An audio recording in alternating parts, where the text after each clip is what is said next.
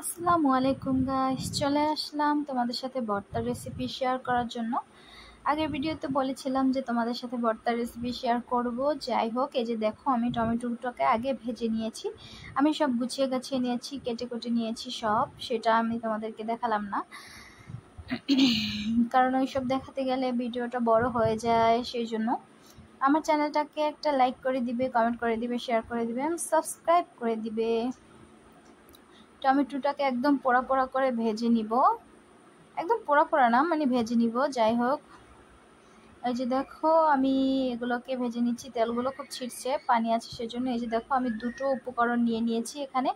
চিংড়ি মাছের ভর্তা বানাবো, ধনিয়া পাতা এবং টমেটো একসাথে করে একটা ভর্তা হবে, দুটো ভর্তা হবে। এই যে দেখো এগুলোকে আমি ভেজে নিচ্ছি এখন। এইভাবে ভর্তা খেতে আসলে খুবই একটা ঝামেলার বিষয়, সবাই সেই জন্য খেতেও চায় না। এভাবে অল্প উপকরণ দিয়ে ভর্তা বানালে খুবই সহজে হয়ে যায়। এই যে দেখো আমি রসুন, পেঁয়াজ, কাঁচামরিচ দিয়ে দিয়েছি, এখন এগুলোকেও ভেজে নিব এটার সাথে। আর এইভাবে ভর্তা বানিয়ে খেলে যে কতটা স্বাদ লাগে, এক প্লেট ভাত শুধু ভর্তা দিয়েই খেয়ে ওঠা যায়, তাতে কোনো হা হু লাগে না, মানে কোনো কথারই প্রয়োজন হয় না। যাই হোক, এই যে দেখো আমি ভেজে নিয়েছি, এখন ধনিয়া পাতাটাকে দিয়ে একটু ভেজে নিব। এই যে দেখো আমি এখন ভেজে নিচ্ছি। আমি শুকনো মরিচটা অ্যাড করিনি, কারণ শুকনো মরিচ খেলে আমার হাজব্যান্ড এবং আমারও বুক জ্বলে প্রচণ্ড পরিমাণের, যে জন্য শুকনো মরিচটাকে দিলাম না, শুধু কাঁচামরিচটা দিলাম। তবে কাঁচামরিচ দিয়েও খেতে খুব ভালো লাগে, তবে যারা ঝাল বেশি খায় তারা শুকনো মরিচটা ব্যবহার করতে পারে।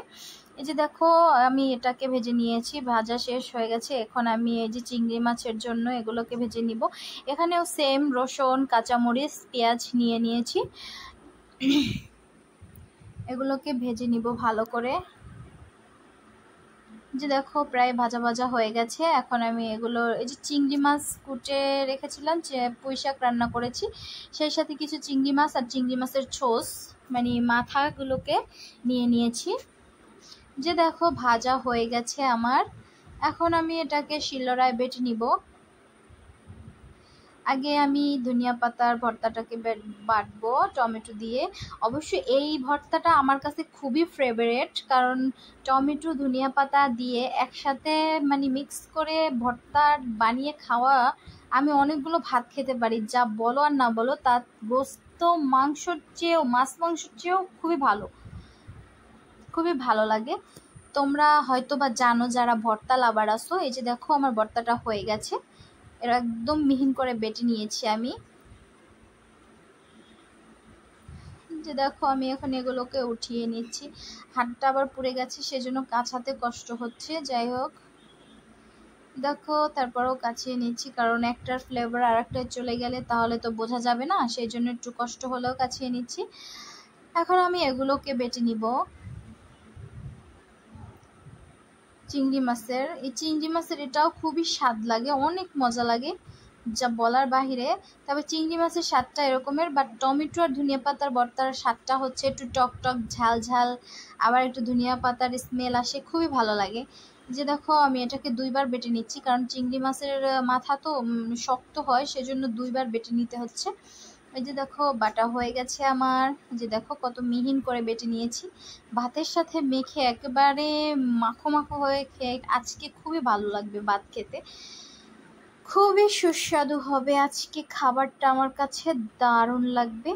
তোমরা এইভাবে খাবে, বানিয়ে ট্রাই করবে, দেখবে খুবই ভালো লাগে। বাট স্পেশালি ওই যে আমার ধনিয়া পাতা টমেটো দিয়ে বানানো, ওইটা তোমরা ট্রাই করে দেখবে। এই যে দেখো এখন আমি একটু সামান্য সরিষার তেল দিয়ে মেখে নিব। এই যে দেখো আমি মেখে নিচ্ছি, এখন একটা ছোট বাটিতে রাখবো। এই যে দেখো আমি সবসময় এই ভর্তা টর্তা বানালে পাটার উপরে ভাত রেখে খেয়ে ফেলি। আজকে ভিডিও করলাম বলে তোমাদের সাথে শেয়ার করলাম না, দেখালাম না আর কি, খেলাম না। যাই হোক আমার এই যে ভর্তা হয়ে গেছে, দেখো এই যে আমার ভর্তার রেসিপি। ওকে গাইস, তোমরা ভালো থাকো, সুস্থ থাকবে। আসসালামু আলাইকুম।